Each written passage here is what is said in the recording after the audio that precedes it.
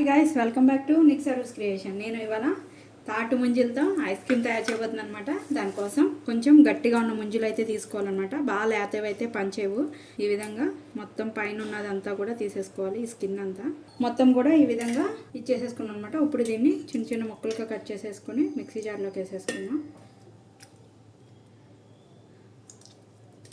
నేను మొత్తం కూడా డజన్ ముంజలు అయితే తీసుకున్నాను అనమాట. అందులో ఒక 6 ఏమో పక్క పెట్టుకుంటున్నాను, 6 ఏమో ఇలా మిక్సీ చేసేసుకోవాలన్నమాట. ముంజు వాటర్ కూడా వేస్ట్ చేయకుండా ఇందులోనే పోసేసుకోవాలి. ఇవన్నీ మిగతా 6 ఇదిగో ఇలా ఉంచుకున్నాను అనమాట. 6 ముంజలకిను కప్పు షుగర్ అయితే తీసుకుంటున్నాను నేను. 2 కప్స్ మిల్క్. ఫస్ట్ దీన్ని మిక్సీ చేసుకుందాం. ఈ విధంగా అయితే బ్లెండ్ చేసేసుకోవాలి మొత్తము. చేసుకున్న తర్వాత ఇప్పుడు ఇందాక ఏ కప్పుతో అయితే మనము షుగర్ వేసుకున్నాము అదే కప్పుతో 2 కప్స్ మిల్క్ అయితే పోసుకోవాలన్నమాట. విత్ మెంగడి.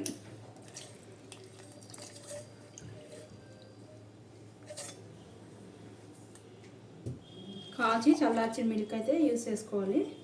సేమ్ అదే కప్పుతో 1/2 కప్పు మిల్క్ మేడ్. మీకు వద్దు అనుకుంటే కనుక ఇంకొక 1/2 కప్పు షుగర్ యాడ్ చేసుకోవచ్చు.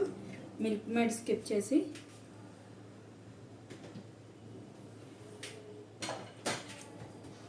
మళ్ళీ దీన్ని బ్లెండ్ చేసుకున్నాం.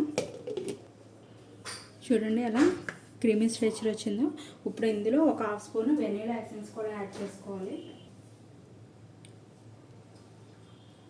ఒక 1/2 స్పూన్ వేసుకుంటే చాలు. మళ్ళీ దీన్ని బ్లెండ్ చేసుకున్నాం కొంచెం. ఇప్పుడు రిమైనింగ్ ఇవి ఉన్నాయి కదా, వీటిని చిన్న చిన్నగా ముక్కలుగా కట్ చేసుకోవాలన్నమాట. ఈ విధంగా చిన్న చిన్నగా క్యూబ్స్ లాగా అయితే కట్ చేసుకోవాలి.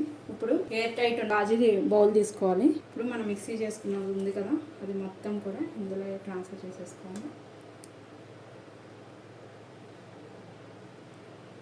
ఇప్పుడు మనం కట్ చేసుకున్న క్యూబ్స్ ఉన్నాయి కదా, అవి కూడా ఇందులో యాడ్ చేసేసుకోవాలి మొత్తం.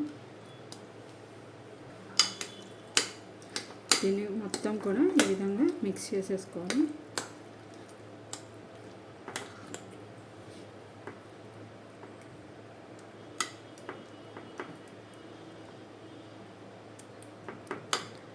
ఇలా ఎయిర్ టైట్ ఉన్న మూతను పెట్టేసుకున్నాం. ఇప్పుడు దీన్ని డీప్లో పెట్టుకొని 6 అవర్స్ అయితే టైట్ చేసుకోవాలన్నమాట.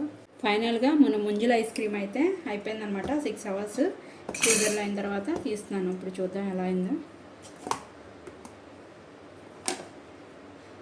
స్కూప్ ఉంటే ఓకే, లేదు అంటే కనుక ఇలా మన చారు గరిటె తీసుకొని దాన్ని కొంచెం వాటర్లో డిప్ చేస్తే కనుక మనకి ఐస్ క్రీమ్ అన్నది ఈ విధంగా వచ్చేస్తుంది అన్నమాట.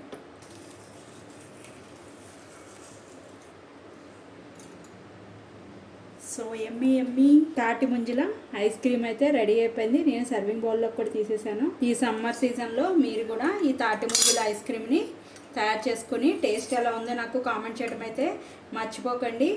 మీరు కనుక ఫస్ట్ టైం కనుక నా ఛానల్ చూస్తున్నట్టయితే సబ్స్క్రైబ్ చేసుకోండి. ఫ్యూచర్ వీడియోస్ కోసం బెల్ బటన్ ప్రెస్ చేయడం అయితే మర్చిపోకండి. ఈ తాటి ముంజల ఐస్ క్రీమ్ మీ ఫ్రెండ్స్ అండ్ ఫ్యామిలీ మెంబర్స్కి కూడా షేర్ చేయండి. Thank you guys.